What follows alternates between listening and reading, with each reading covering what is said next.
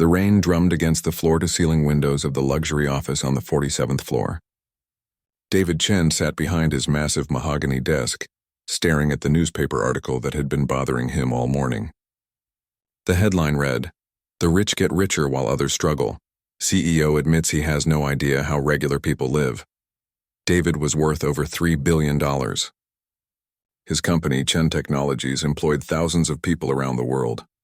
He owned houses in 5 different countries and had a private jet that cost more than most people would earn in several lifetimes. But right now, none of that mattered. What mattered was the growing feeling in his chest that maybe, just maybe, the article was right about him. He picked up his phone and called his assistant. "Cancel all my meetings for today," he said. "And don't schedule anything for tomorrow either." "Sir, you have the board meeting at 3 and the investor dinner tonight," his assistant replied, sounding confused. "Cancel them all," David repeated. "Tell them something came up." After hanging up, David walked to his private bathroom and looked at himself in the mirror. His expensive haircut was perfect. His suit cost more than most people's monthly rent. His watch could buy a small house. Everything about him screamed money and success. But for the first time in years, he wondered what it would be like to be invisible. The idea started small, just a random thought. But as the afternoon went on, it grew stronger. What would happen if he walked down the street and nobody knew who he was? What would happen if he had no money, no power, no influence? How would people treat him then? By evening, David had made up his mind. He was going to find out. He went to his walk-in closet and looked past all the designer clothes. In the very back, he found some old jeans he had worn during college and a plain t-shirt that had seen better days. The clothes felt strange on his body after years of wearing only the finest fabrics. But looking in the mirror, he realized he still looked too clean, too well-fed, too comfortable. Real homeless people didn't look like they had just stepped out of a magazine. They looked tired, hungry, and worn down by life. David went to his garage and found some old motor oil. He rubbed it on his hands and under his fingernails until they looked dirty and stained. He messed up his perfectly styled hair until it looked like he hadn't washed it in days. He found some dirt from a potted plant and rubbed it on his face and clothes. The transformation was shocking. Looking at himself now, he barely recognized the billionaire CEO who had started the day in a $1,000 suit. The man staring back at him looked like someone who had been living on the streets for weeks. David grabbed an old baseball cap and pulled it low over his face. He took a few crumpled dollar bills from his wallet, maybe $8 total, and left everything else behind. No credit cards, no phone, no identification, nothing that could reveal who he really was. The elevator ride down to the parking garage felt longer than usual. When the doors opened, he walked past his collection of luxury cars and headed for the street exit. For a moment, he hesitated. Once he walked out that door, he would be just another homeless person on the street. No special treatment, no respect, no power. The cool evening air hit his face as he stepped onto the sidewalk. Immediately, he noticed how different everything felt. People who would normally nod respectfully when they saw him now looked right through him. A woman in an expensive coat actually stepped into the street to avoid walking near him. David had walked these same streets hundreds of times before, but always in the back of his luxury car or with a team of bodyguards. Now on foot and alone, everything looked different. The city seemed bigger, colder, more dangerous. The sounds were louder, car horns, sirens, people shouting. The smells were stronger too, and not all of them pleasant. After walking for about an hour, David realized he was hungry. Usually when he was hungry, he would just call one of several high-end restaurants and have food delivered to his office. Or his chef would prepare something at home. He had never in his adult life worried about where his next meal would come from. But now, with only $8 in his pocket, everything was different. He passed several restaurants, but they all looked expensive. Even the casual places seemed out of reach. A simple sandwich shop had prices that would take most of his money. As he continued walking, David noticed other homeless people for the first time. Really noticed them. They were everywhere, sitting in doorways, pushing shopping carts full of belongings, huddled under bridges. How had he never seen them before? He drove these streets every day, but somehow they had been invisible to him. One man sat against a building with a cardboard sign that read, "Hungry, anything helps." David had seen signs like this before, but had always looked away or told his driver to take a different route. Now he found himself stopping. The man looked up at him with tired eyes. "Rough night?" the man asked. David nodded, not trusting his voice. The man smiled sadly and reached into a plastic bag beside him. He pulled out half a sandwich wrapped in paper. "Here," he said, offering it to David. "I know what it's like." David stared at the sandwich. This man, who clearly had almost nothing, was offering to share his food with a complete stranger. "I can't take your food," David said quietly. "We look out for each other out here," the man replied. "That's how we survive." David thanked him but politely declined. He continued walking, but the man's kindness stayed with him. In his world, people only gave things away when they expected something bigger in return. But this man had offered his food simply because he thought David was hungry. The streets were getting darker now, and David was starting to feel genuinely scared. He had never been afraid walking through the city before, but that was when everyone knew who he was. Now he was just another homeless person that most people wanted to avoid. His stomach growled loudly, reminding him that he hadn't eaten since breakfast. That seemed like a lifetime ago, when he was still the powerful CEO sitting in his comfortable office. Now he was just a hungry man with $8, looking for somewhere that would serve him a meal he could afford. As he turned a corner, David saw a small diner with a flickering neon sign that read, "Rosa's Kitchen." The place looked old and worn, nothing like the fancy restaurants he usually ate at, but through the window he could see people inside eating what looked like real, filling food. David stood outside for a moment, gathering his courage. In a few minutes he would find out how the other half really lived. He would discover what happened when money, power, and influence were stripped away. He would learn what people were really like when they thought you had nothing to offer them. Taking a deep breath, David pushed open the door to Rosa's kitchen. The warm air inside smelled like coffee and home cooking. Several people looked up as he entered, and he could feel their eyes judging his appearance. This was it. This was where he would discover the truth about human nature. And the truth was about to surprise him in ways he never could have imagined. The bell above the door chimed, softly as David stepped into Rosa's kitchen. The diner was small and cozy, with red vinyl booths and a long counter lined with chrome stools. The smell of bacon and coffee filled the air, making his empty stomach growl even louder. Several customers glanced up from their meals when he entered. Their expressions ranged from curious to uncomfortable. A businessman in a suit quickly looked away and moved his briefcase closer to his side. An elderly couple whispered something to each other and shook their heads. David felt their judgment like a physical weight on his shoulders, but then he noticed something unexpected. Behind the counter stood a young woman who looked to be in her 20s. She had dark hair pulled back in a simple ponytail and wore a faded pink uniform with a name tag that read Luna. Unlike everyone else in the diner, she didn't look away when she saw him. Instead, she smiled. It wasn't a fake smile or a nervous smile. It was genuine and warm, the kind of smile you give to an old friend. David was so surprised that he almost forgot to keep walking. In his real life, people smiled at him all the time, but those smiles were different. They were careful smiles, calculated smiles, smiles that wanted something in return. "Good evening," Luna called out from behind the counter. "Take a seat anywhere you'd like." David looked around the diner. Most of the booths were empty, but he noticed that the other customers seemed to be avoiding certain areas. He chose a booth in the back corner, partly because it was away from the other diners, and partly because he could see the whole restaurant from there. The vinyl seat was cracked and patched with tape, but it was clean. David slid into the booth and picked up the laminated menu that was wedged between the salt and pepper shakers. The prices were incredibly low compared to what he was used to. A full dinner cost less than what he normally spent on a single appetizer. But even these low prices were a problem. With only $8, he could maybe afford a small soup or a side salad. Certainly not a real meal. David's stomach twisted with hunger and embarrassment. He had never in his life worried about having enough money to eat. Luna approached his table with a coffee pot in one hand and a notepad in the other.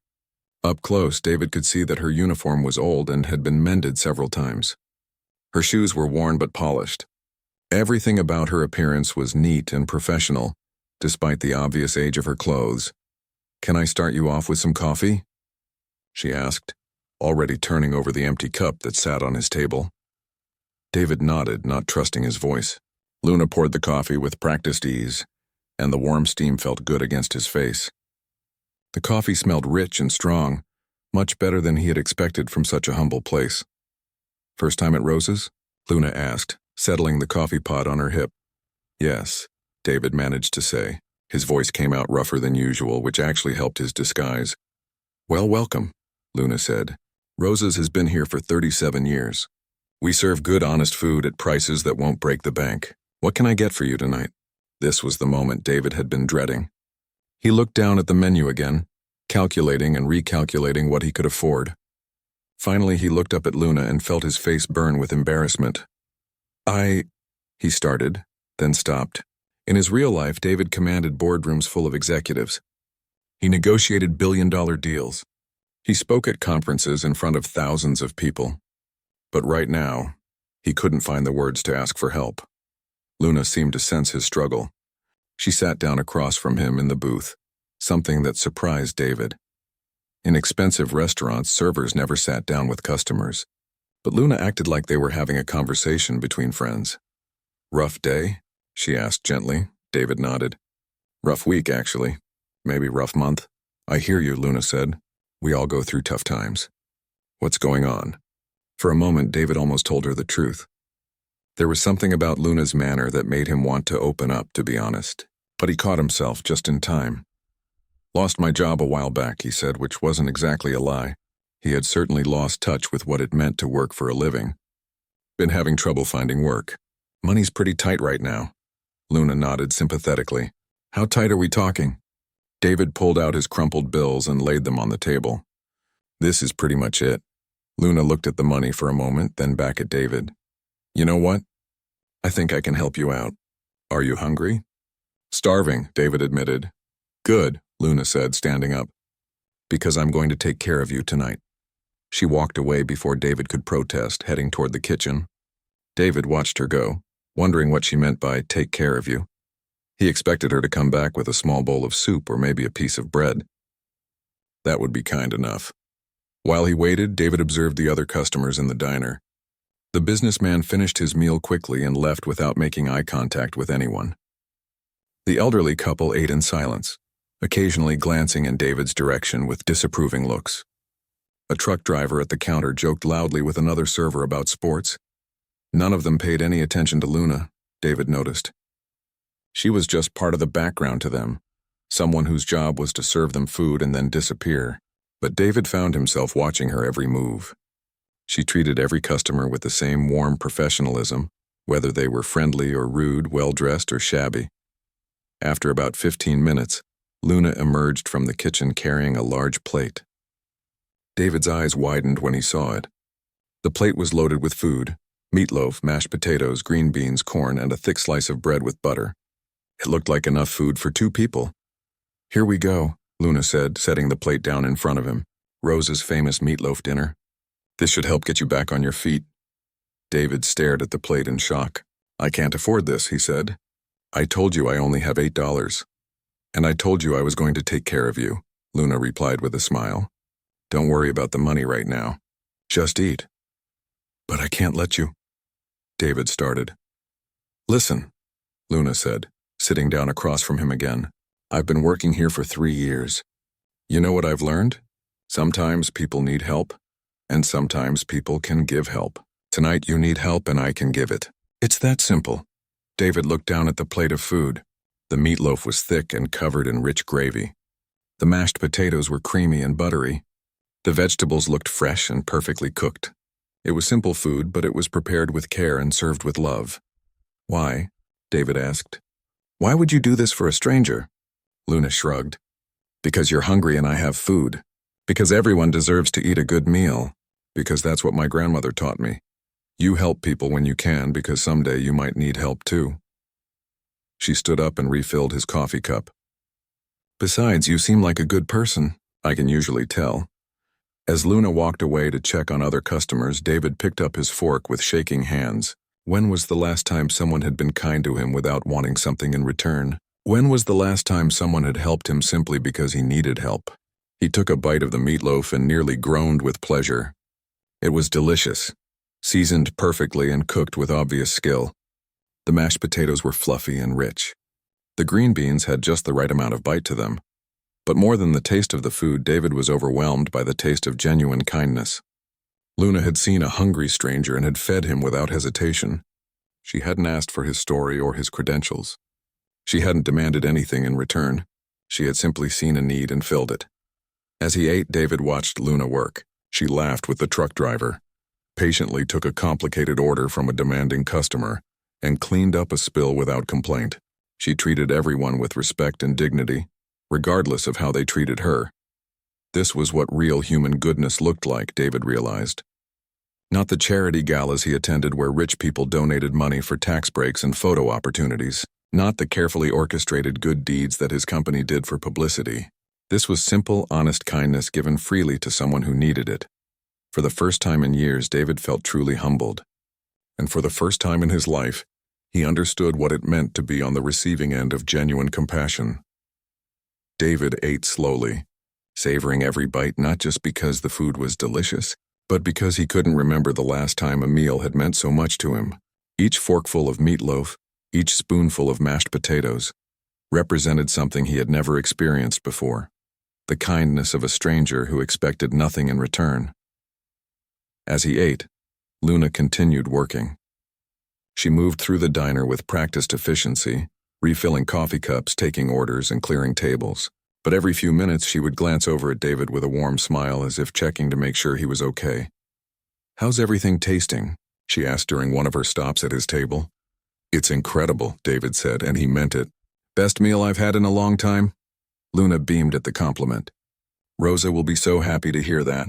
She's been cooking here since before I was born. This is actually her grandmother's meatloaf recipe." "Rosa owns this place?" David asked. "She sure does," Luna said proudly. "Started working here when she was 16.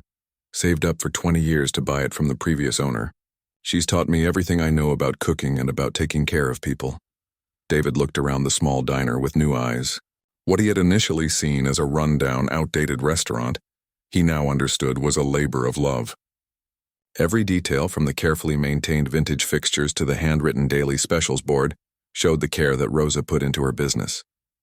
"Where is Rosa tonight?" David asked. "She's in the back prepping for tomorrow's breakfast rush," Luna explained. "She works 16-hour days, 6 days a week. Only takes Sundays off, and even then she usually comes in to do inventory." David was amazed. He owned companies where managers worked far fewer hours for much more money, yet none of them showed the dedication that Rosa demonstrated. Here was a woman who had built something meaningful through hard work and perseverance.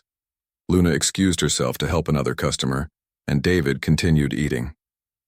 The diner was starting to empty out as the evening grew later. The businessman had long since left, as had the elderly couple. Only David, the truck driver, and one other customer remained. As David finished the last of his mashed potatoes, Luna returned with a fresh pot of coffee. "Refill?" she asked. "Please," David said. The coffee was helping to warm him from the inside out. He hadn't realized how cold he had gotten during his walk through the city. "So," Luna said, sitting down across from him again, "what kind of work are you looking for?" David had to think quickly. In his real life, he didn't look for work. Work came to him. "I've done a lot of different things," he said carefully. "Office work, mostly. Management stuff." "That's good," Luna said encouragingly. "There are always companies looking for people with management experience. Have you tried the job center downtown? They have computers you can use to search for openings, and they help with resumes too." David nodded, touched by her genuine desire to help him. "I'll check it out. And if you need a place to clean up before interviews, there's a community center about 6 blocks from here. They have showers and a clothing donation room. Sometimes they even have suits that people can borrow for job interviews." The fact that Luna was giving him practical, helpful advice made David's chest tight with emotion. She wasn't just feeding him.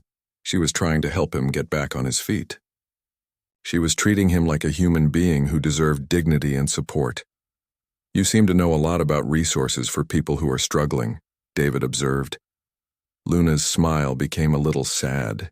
"I've been there myself. When I first moved to the city 3 years ago, I didn't have much. Rosa took a chance on me when nobody else would. She taught me that when you've been helped, you help others when you can." "What brought you to the city?" David asked. "My mom got sick," Luna explained. "She needed treatments that weren't available in our small town. So I moved here to be closer to her and to find work that could help pay for her medical bills. David felt a stab of shame. He spent more money on wine in a month than most people spent on medical care in a year.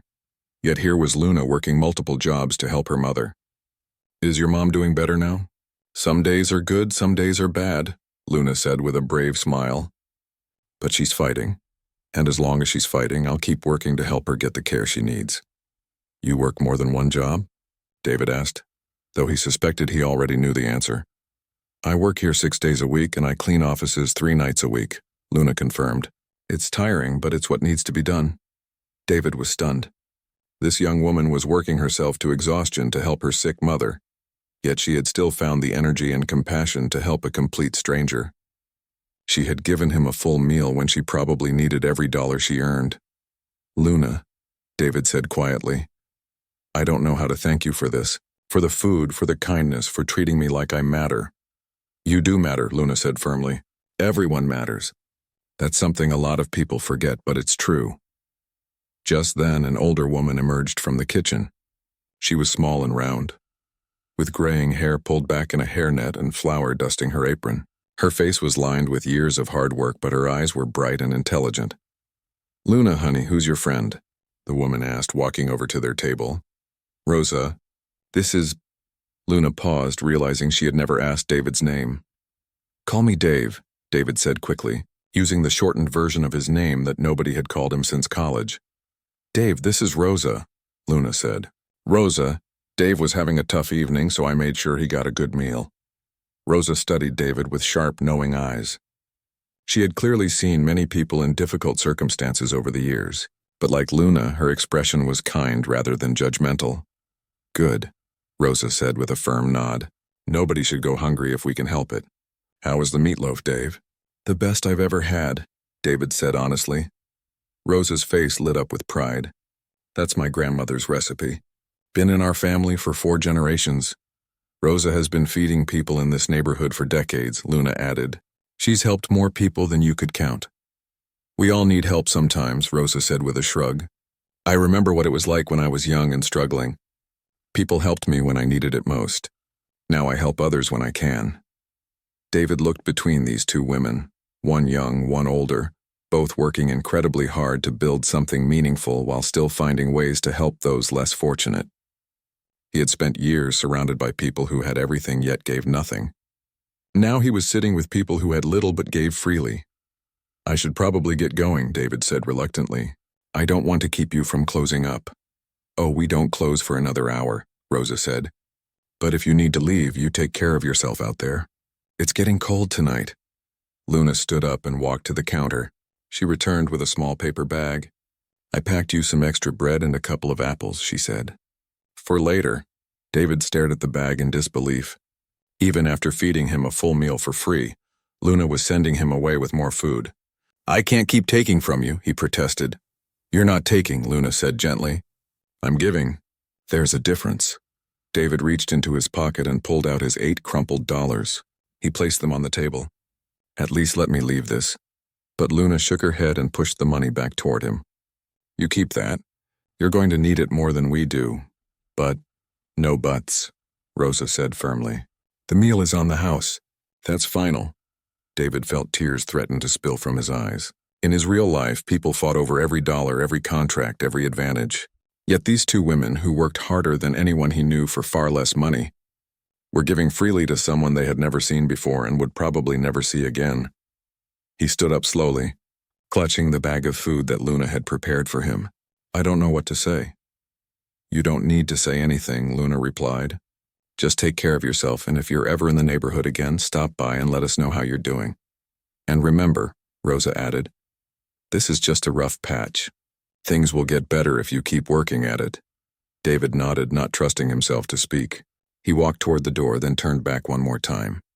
Luna was already clearing his table, humming softly to herself.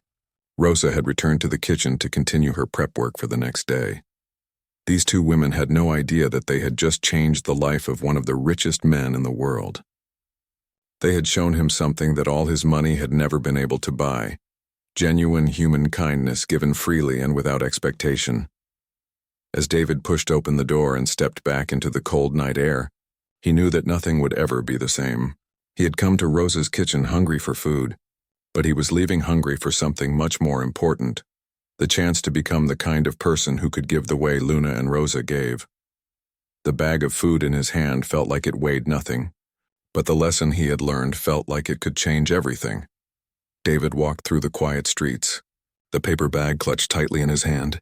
The city looked different now, not just because he was seeing it from the perspective of someone with no money or power, but because his entire understanding of human nature had been shaken to its core. He found a bench in a small park and sat down, pulling out one of the apples Luna had given him. As he bit into it, he thought about the contrast between his two worlds. In his regular life, people would spend hours calculating what they could gain from every interaction. Business dinners that cost thousands of dollars were really just elaborate negotiations. Charity events were networking opportunities in disguise. But at Rosa's kitchen, Luna had given him a meal worth more than what he had in his pocket, and she had done it simply because he was hungry. No contracts, no negotiations, no hidden agenda, just pure human kindness. David spent the night on that park bench, something he never could have imagined doing 12 hours earlier. It was cold and uncomfortable, and several times he was awakened by police officers checking to make sure he was okay. Each time he was struck by how differently they treated him, compared to how police usually acted when they saw him stepping out of his luxury car. Some officers were kind, offering information about nearby shelters. Others were suspicious, asking what he was doing in the park and suggesting he move along. But none of them recognized him as the powerful CEO whose photograph regularly appeared in business magazines. To them, he was just another homeless person trying to survive the night. When morning came, David was cold, hungry, and exhausted. But he was also more awake than he had felt in years. Everything he thought he knew about people and about himself had been challenged in the space of one evening. He made his way back toward Rosa's kitchen, drawn by the memory of warmth and kindness. The diner looked different in the daylight, smaller and more worn than it had seemed the night before. But the sight of it filled David with a sense of comfort he hadn't expected. Through the window, he could see Luna moving around inside, preparing for the morning rush. She wore the same faded pink uniform, her hair once again pulled back in a simple ponytail. But now David saw her differently. She wasn't just a waitress serving food. She was someone who had shown him what true generosity looked like. David hesitated before going inside. He wasn't sure what he would say to Luna. How do you thank someone for changing your entire perspective on life? How do you explain that their simple act of kindness had made you question everything you thought you knew about success and happiness? The bell chimed as he pushed open the door. Luna looked up from wiping down a table, and her face immediately broke into a smile. "Dave," she called out. "You came back. How was your night?" "Cold," David admitted, taking a seat at the same booth he had occupied the evening before. "I was worried about you," Luna said, walking over with a steaming pot of coffee. "I almost packed you an extra jacket, but I wasn't sure you'd want it." The fact that she had been thinking about his welfare after he left touched David deeply. "You were worried about me?" "Of course," Luna said, pouring him a cup of coffee. "I worry about everyone who comes through that door.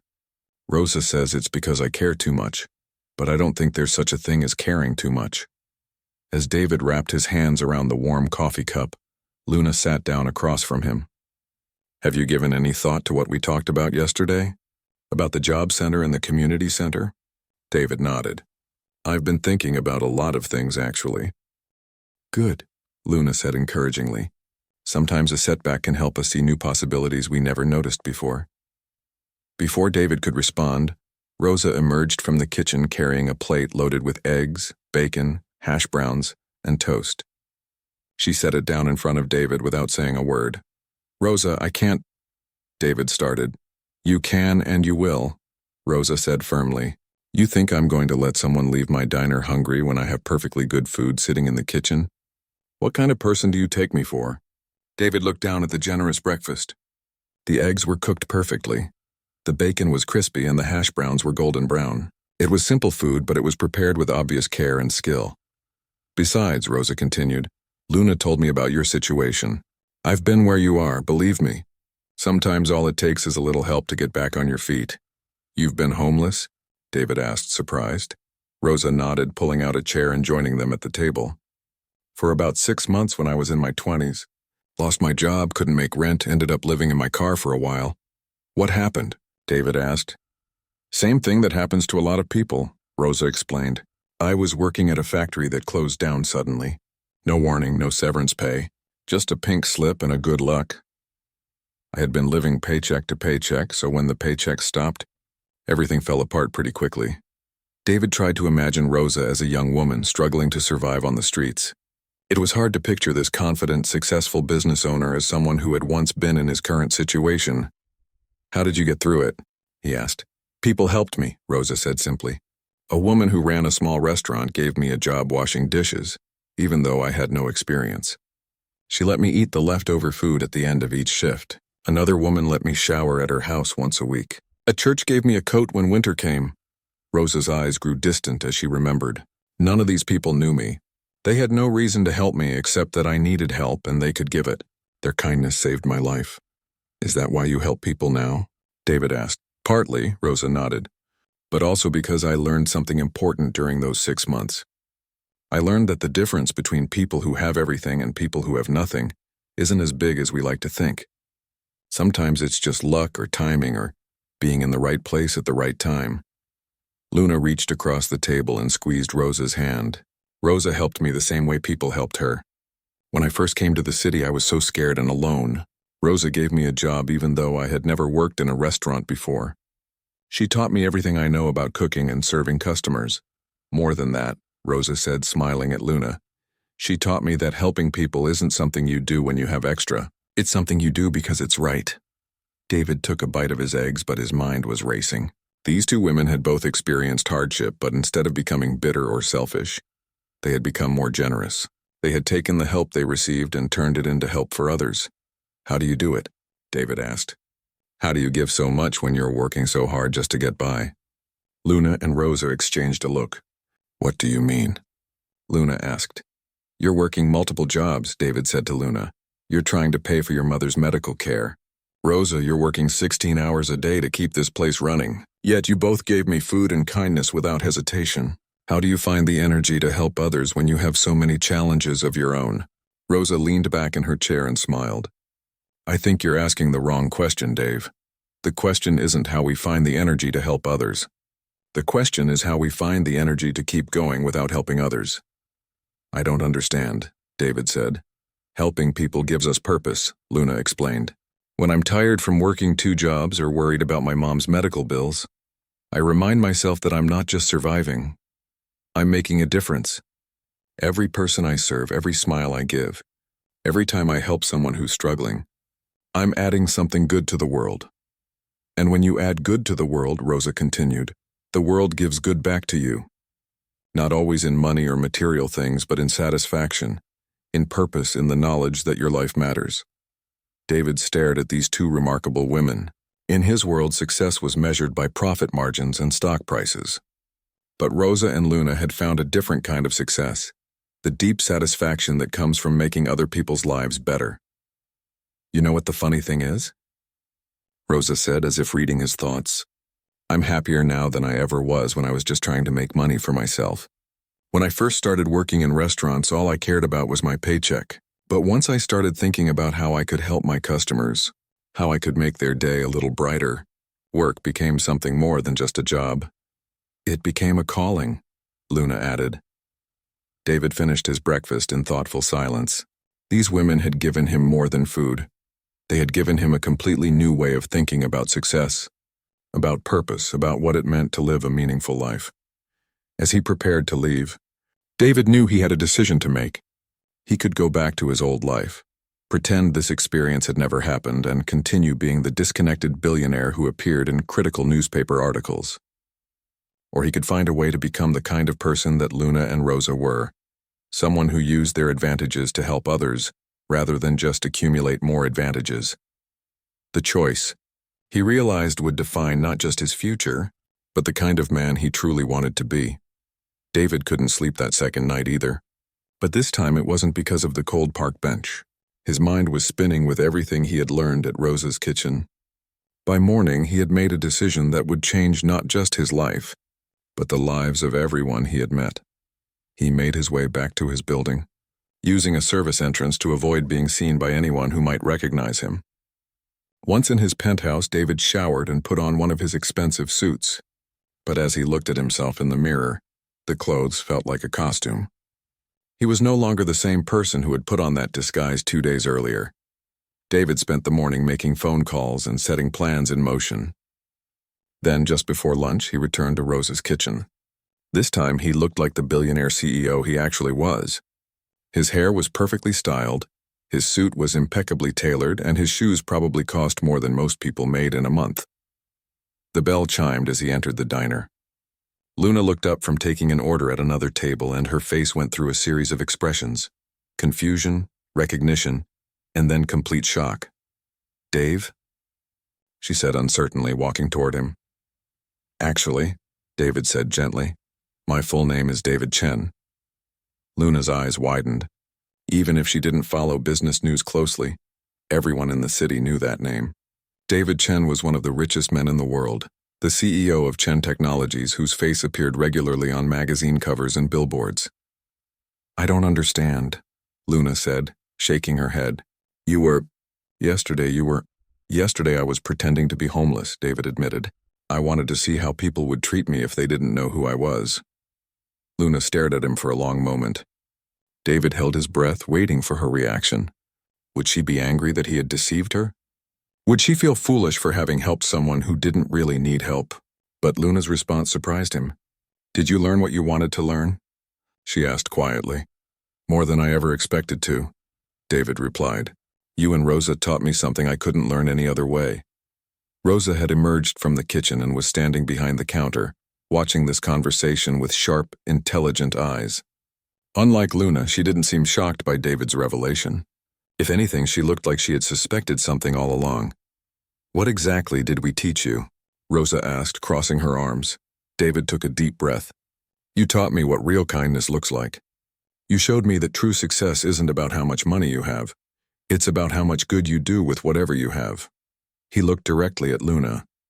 "You fed me when I was hungry, not because you had to, not because you wanted something in return, but simply because it was the right thing to do. You treated me with dignity when everyone else saw me as invisible." Luna was still processing this information. "So you're actually David Chen, the billionaire?" "I am," David confirmed. "But these past 2 days you helped me become someone better than that." "What do you mean?" Luna asked. David reached into his jacket pocket and pulled out an envelope. "Luna, I'd like to offer you something. But first I want you to know that this isn't charity, and it's not me trying to pay you back for the meals. What you did for me can't be repaid with money." He handed her the envelope. "This is a job offer. I want you to run a new foundation I'm creating, the Luna Rodriguez Foundation for Community Support. The starting salary is enough that you won't need your second job anymore, and it includes full health benefits for you and your mother." Luna stared at the envelope in her hands. "I don't understand. Why would you offer me this?" "Because you understand something that I'm just learning," David explained. "You know how to see people who are struggling and find ways to help them. You know how to treat everyone with dignity and respect. Those aren't skills you can learn in business school. They're qualities that come from the heart." Luna opened the envelope and read the job offer. Her hands began to shake as she saw the salary amount and the description of the foundation's mission: to provide direct support to individuals and families in crisis, focusing on food security, housing assistance, and job training. "David," she said, her voice barely above a whisper, "this foundation, it would help people like the ones who come in here every day." "Exactly," David said. "People like I was pretending to be. People like Rosa was when she was young. People who need a hand up, not a handout." Rosa walked over to them and David turned to her. "Rosa, I have something for you too." He pulled out a second envelope. "This is the deed to this building. As of this morning, you own it free and clear. No more rent. No more worrying about being forced out by developers." Rosa took the envelope with steady hands, but David could see tears forming in her eyes. "Why?" she asked. "Because this place is more than a restaurant," David said. "It's a community center, a safe haven, a place where people can find not just food but kindness. The world needs more places like Rosa's kitchen. He looked around the small diner with its worn booths and faded signs. I also want to provide funding to expand your operation. Nothing fancy, just the resources to serve more people, and maybe hire some additional staff so you don't have to work 16-hour days. Rosa wiped her eyes with her apron. I don't know what to say. You don't need to say anything, David replied, echoing the words Luna had spoken to him. You already showed me everything I needed to know about generosity and grace. Luna was still staring at the job offer. David, I'm honored, but I don't have any experience running a foundation. I don't have a college degree. I don't know anything about managing large amounts of money. But you know everything about compassion, David said. You know how to look at someone who's struggling and see their humanity instead of their circumstances. You know how to give help in a way that preserves dignity. Those are the most important qualifications for this job. He smiled. Besides, you'll have plenty of support. I'm hiring a full staff of people with experience in nonprofit management, social work, and community outreach. Your job will be to make sure we never lose sight of what really matters: helping people. Rosa had finished reading her documents. This is really happening? She asked. You're really giving me this building? It's really happening, David confirmed. But I have one request. I'd like to volunteer here sometimes. Nothing fancy. Washing dishes, taking out trash, whatever needs to be done. I want to learn how to serve others the way you and Luna do. Rosa laughed through her tears. A billionaire wants to wash dishes in my kitchen? This billionaire does, David said. I spent years thinking that success meant accumulating wealth and power. But you two showed me that real success means using whatever advantages you have to make other people's lives better. Luna finally looked up from the job offer. You're really serious about this? About all of it? I've never been more serious about anything in my life, David said. 2 nights ago, I walked into this diner thinking I was going to learn something about how regular people live. Instead, I learned something about how I want to live. He gestured toward the job offer in Luna's hands. The foundation will start with $50 million, but I plan to contribute more each year. We'll focus on the kind of direct, practical help that makes an immediate difference in people's lives. Paying medical bills, preventing evictions, providing job training, connecting people with resources. The kind of help that you and Rosa know how to give, David continued. Help that comes with dignity and respect, not judgment or conditions. Luna looked at Rosa, who nodded encouragingly. I think you should take it, honey. This is your chance to help more people than you ever could working 2 jobs. What about my mom? Luna asked. She needs daily care now, and I can't move far from the city. The foundation will be based here in the city, David assured her. And one of the first things we'll do is make sure your mother gets the best possible care. Consider that part of your benefits package. Luna took a deep breath. When would I start? Whenever you're ready, David said. But I'd love for you to take some time first. Travel if you want, spend time with your mother, rest. You've been working so hard for so long. You deserve a break. As the 3 of them stood in the small diner, David felt a sense of completion he had never experienced before. For years, he had been chasing a kind of success that always felt hollow, but here, surrounded by the simple goodness of Rosa's kitchen, he finally understood what it meant to use his advantages for something meaningful. There's one more thing, David said. I want to be honest with both of you about what this experience has meant to me. 2 days ago, I was a different person. I was disconnected from the world around me, focused only on making more money and accumulating more power. He looked around the diner, but sitting in this booth, being treated with kindness by 2 people who had every reason to ignore me changed everything. You showed me that the most important things in life can't be bought. They can only be given freely. Luna smiled, and David could see that she was beginning to believe this was really happening. So what happens now? Now we get to work, David said. We're going to help a lot of people, and we're going to do it the right way, with dignity, with respect, and with the understanding that everyone deserves a chance to succeed. Rosa wiped down the counter, a gesture that had become automatic after decades of work. You know, David, I've seen a lot of people come through that door over the years, but I never served anyone a meal that changed their whole life. You didn't just change my life, David replied. You saved it. You reminded me what it means to be human. As David prepared to leave, Luna called out to him. David, thank you. Not just for the job, not just for helping my mom, but for letting us be part of something bigger. Thank you, David replied, "for showing me that the biggest thing of all is simply caring about each other." David walked out of Rosa's kitchen for the last time as the person he used to be. When he returned, it would be as someone new, someone who understood that true wealth comes not from what you accumulate, but from what you give away. And it had all started with a simple act of kindness from a waitress who saw a hungry person and decided to help.